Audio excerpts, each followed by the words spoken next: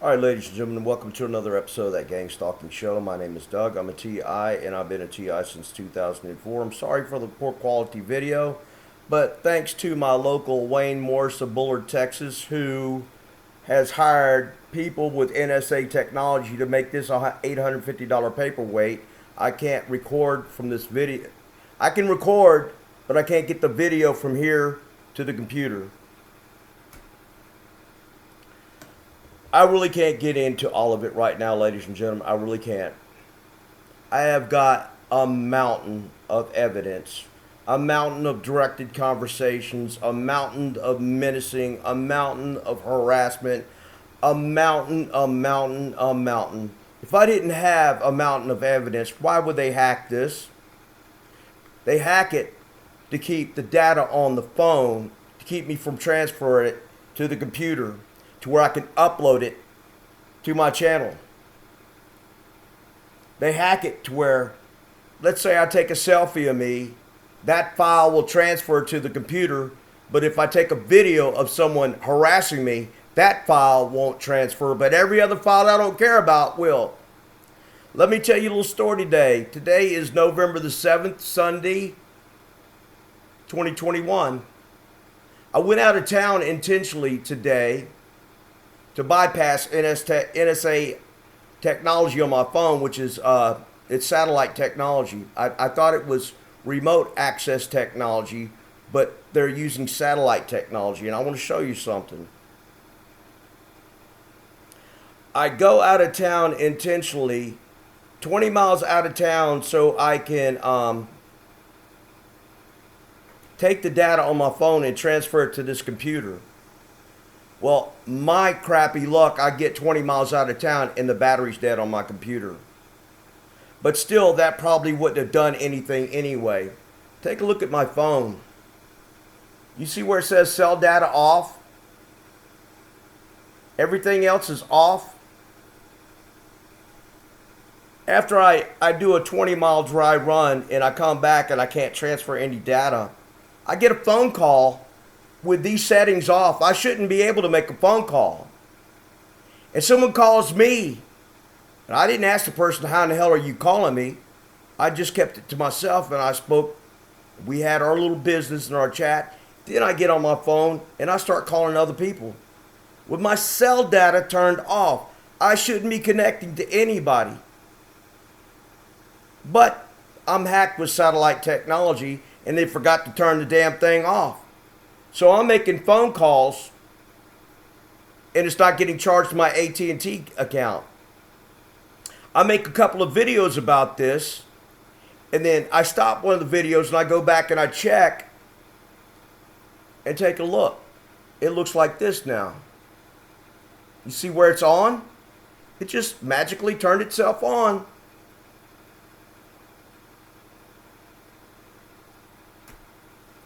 Wayne Morris of Bullard, Texas, high-ranking member of the KKK, East Texas KKK, is behind all of my targeting. I've been telling you people for years and years and years and years and years. I know who my stalker is. He goes by the name of Walmart. Every time I got directed conversation, it was in the form of Walmart's going to kill him. Walmart's going to abduct him. Walmart's going to abduct him and put him into a wood chipper and shred him up, or Walmart's going to kidnap him, take him to an abandoned warehouse where he's going to torture him and film the whole thing, call his family and friends over, then either put him in a wood chipper or take him to Louisiana and fill it, give him the crocodiles or alligators or whatever. And I get this for 17 years. I get veiled threat after veiled threat. I walk into a restaurant the last time, 37 months ago, when I'm delivering food for waiter. I'm going to a restaurant to pick up food. It's like DoorDash. I go into the restaurant and 4 KKK sympathizers are sitting there. An old man, he's sitting right by the area where I got to go pick up my groceries from with my hot bag. And he says, when I get close enough to him, "I can't believe that son of a bitch is still alive. There's 4 contracts out on that son of a bitch. How in the hell is he still alive? And then he bumps his buddy next to him. Oh, I've gotten a lot of that. I've gotten a lot of stuff about I should be dead. People are going to kill me. I've endured about 6 weeks of this nonsense. KKK Klan members on every street corner in their white F4 150s. That's normally what they like to drive. But they'll drive anything white. I went to a Klan party one time, and I didn't know it was a Klan party. And this is one of the things that threw me back to let me know it was him. It was a party at his house. And I kept remembering, why in the hell is there 40 or 50 white trucks up and down the street at this party? It didn't make any sense back then. But the person who name dropped and the person who told me that he's a high-ranking member of the East Texas KKK always kept telling me, you don't want to mess with him. He knows a lot of people. I'm like, I don't want to mess with him. I don't want to mess with him. I don't have. Why should I mess with him? I'm just letting you know. Don't mess with him.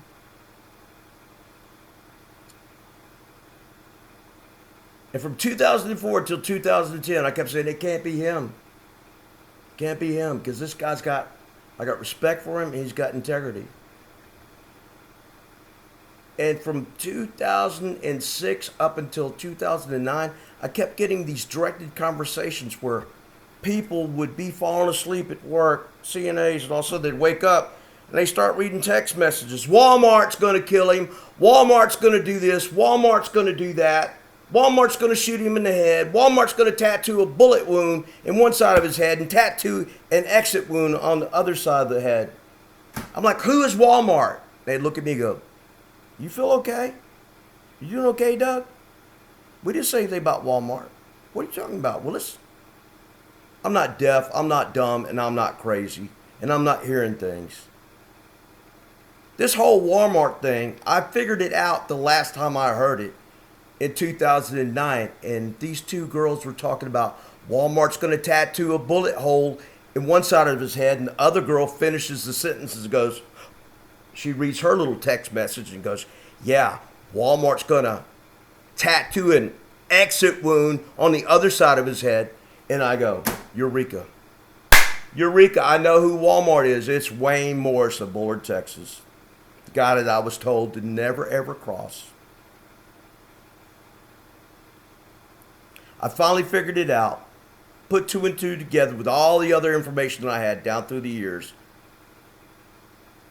I called the FBI one night on a hunch, and I go, is it true that the Klan primarily drive white vehicles and they are on the federal domestic terrorist watch list? And he goes, yes, to both questions. What else you need to know? We're busy here. That's it. Thank you. Do you know that the primary source of my vehicular harassment is always guys that look like the same type of people that went to that party I went to that night, driving the same type of vehicles, same color. They post up everywhere I go, up and down the highway, every quarter mile or so. There's 2 or 3 of them parked in a parking lot. Today, magically, there wasn't any parked anywhere. Today, it more or less kind of ended.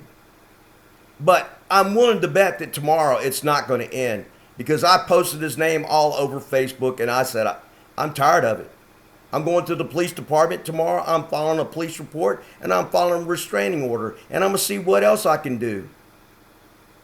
These Texas Klan thinks they're going to shut me up. They think they're going to make me be quiet, or they're going to send an assassin, or they're going to get a contract hit, or they're going to get some corrupt cops to file charges or to plant evidence, whatever you want to do. I ain't taking this lying down anymore, because that's what they expect to do. He expects every X amount of time he's going to punk me, and then I'm just going to hush and go, oh man, I'm so glad it's over. I hope I get a little free time now to wrap up my warm fuzzy blanket, and just hope it doesn't happen anymore. I'm tired of it. It's going to continue to happen. It ain't going to stop. I'm going to stop it. I'm going to make it happen. I'm calling on every godly man and woman in the United States who watches this video to pray for me, because I am a born-again Christian. I believe in God Almighty, and I believe if God brought me to it, he's going to see me through it. When King David said in Psalm 23, yea, though I walk through the valley of the shadow of death, I shall not fear any evil, for thou art with me. He meant it because he walked through the valley of the shadow of death while King Saul was trying to kill him, and every one of his other henchmen was trying to kill him. They probably wasn't as well orchestrated as the Klan is. The Klan is well orchestrated. They're networked into other terrorist groups all throughout the United States and all throughout America. But do you think I'm going to live in fear of it? Nope. I put my faith and trust in God. And I said, God, you got this. You're handling this, Lord, because I can't deal with it anymore, and I cannot lay down, and I cannot have that Stockholm syndrome to where I'm looking up to Wayne Morse and go, oh, I love you, sir. I'm so glad you've been punishing me for 17 years. I'll never report on you. That ain't happening, cowboy. It's over with. You want to harass me? Harass me. If you want to send somebody out to come get me, better make sure they're prayed up. Better make sure they're right with Jesus. Because I'm ready to meet Jesus right now. Any day of the week, I'm ready to go. Ladies and gentlemen, I have got a mountain of evidence on my cell phone and multiple hard drives, multiple thumb drives. And in the days, months, and weeks, Lord willing, I will upload every bit of it. I will expose this corrupt man who one time used, I don't know if you ever heard this story or not. Told it many times. I was a charge nurse at a nursing home called Park Place in Tyler, Texas. Look it up. It's 2006 or 2007. On my days off, I watched a movie called Brokeback Mountain. I go back to work, and this is the second time I've experienced some type of electronic harassment, that technology that is far beyond anything that I can comprehend. I go to work, and I had a patient that I've had for several months. She had a massive stroke, and all she could say is, oh, John, my son, oh, John, oh, John, oh, John, oh, John. That's all she could say. She was pretty much in a vegetative state, except for saying that. She couldn't answer any questions. She didn't know what time or day of the week it was. She wasn't oriented times herself, her surroundings, or anything else. Lo and behold, I watched Brokeback Mountain that night, and the next night I show up for work at 7 p.m. and I get off at 7 a.m. As soon as I arrive, I can hear her screaming down the hall from her bedroom, oh, Brokeback Mountain! Oh, Brokeback Mountain! Oh, Brokeback Mountain! I am shocked. My mind is blown. She has a TV in her room. She gets local channels, but she doesn't have cable. She wouldn't watch Brokeback Mountain, even if someone put it on. She wouldn't even know the title of the movie. I thought somebody was standing outside my room, which was a low-floor apartment,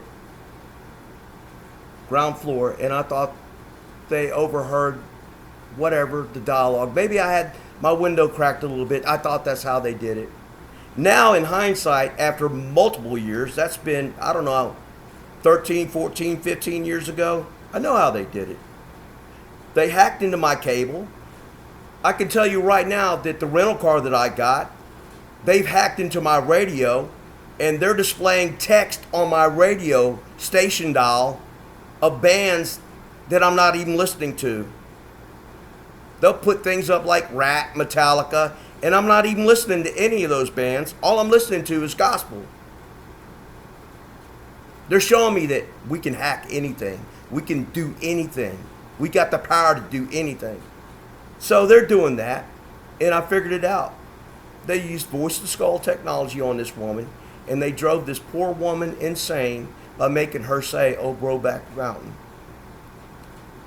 And I got to remember that. I said, how in the hell can I fear anyone who's going to torment a stroke victim like that? An 84-year-old woman.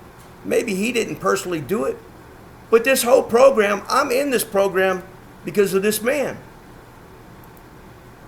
This whole entire program, I'm in it because of Wayne frickin' Morris.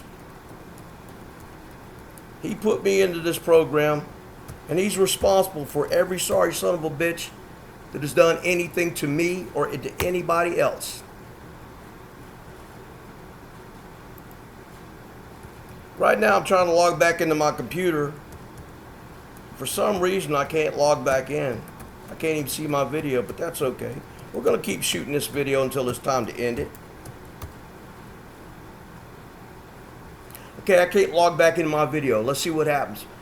Let's just say this is the end of this video, but there are more videos to come. If I have whatever I got to do, I'm going to do it. I'm tired of it. You're going to take your foot off my neck. I'm not George Floyd, and you ain't putting your foot on my neck anymore. You have done nothing to me other than slander me, destroy my career and my reputation. I'm out $650,000 thanks to you, Wayne Morris, for losing my career as a nurse since October 2008. Prior to knowing you and anyone in your family, I had a damn good career in nursing.